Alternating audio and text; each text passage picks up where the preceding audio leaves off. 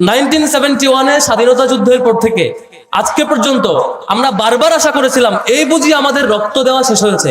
আপনারা দেখে থাকবেন 71 সালের মুক্তিযুদ্ধের পরে আমরা ভাবছিলাম চুরি বাটপারি আর মনে হয় হবে না, কম্বল চুরির ঘটনা আপনারা সবাই জানেন।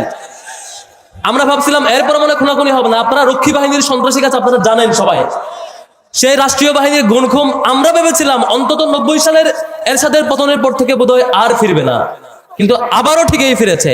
এমন ভাবে ফিরেছে সর্বশেষ 24 পর্যন্ত আমরা ফেসিবাদকে দেখেছি, যে ফেসিবাদকে আমরা আবারও পতন করতে হয়েছে হাজার হাজার ভাইয়ের জীবনের বিনিময়ে। কিন্তু একটা কমিটমেন্ট আমাদের নেওয়া লাগবে, যেটা আমরা বিশ্ববিদ্যালয়ে নিয়েছি। ঢাকা বিশ্ববিদ্যালয় আমরা আগে দেখেছিলাম যে বিশ্ববিদ্যালয় কয়দিন পর পর সবাই শপথ নেয় এবার বোঝায় আমরা ভালো হব, আবারও ঠিক আবার মারামারি এবং রাজনৈতিক বাজে কালচার ফিরে আসে। কিন্তু এবার আমরা সিরিয়াসলি শপথ নিয়েছিলাম আর কখনোই বাজে রাজনীতি ফিরতে দিব না, সেটা আমরা ডাকসুতে বাস্তবায়ন করে দেখিয়েছি আলহামদুলিল্লাহ। ছাত্র শিবির ঢাকা ইউনিভার্সিটির ডাকসুতে বিজয়ী হওয়ার পরে যে পরিবর্তনটা করে দেখাতে পেরেছে, আগামী নির্বাচনে কোন দলটি বিজয়ী হয়ে রাষ্ট্র ক্ষমতা আসতে পারলে এমন একটি পরিবর্তন পুরো বাংলাদেশে ঘটাতে পারবে বলে আপনি মনে করেন? শেয়ার করে কমেন্টে জানাতে পারেন।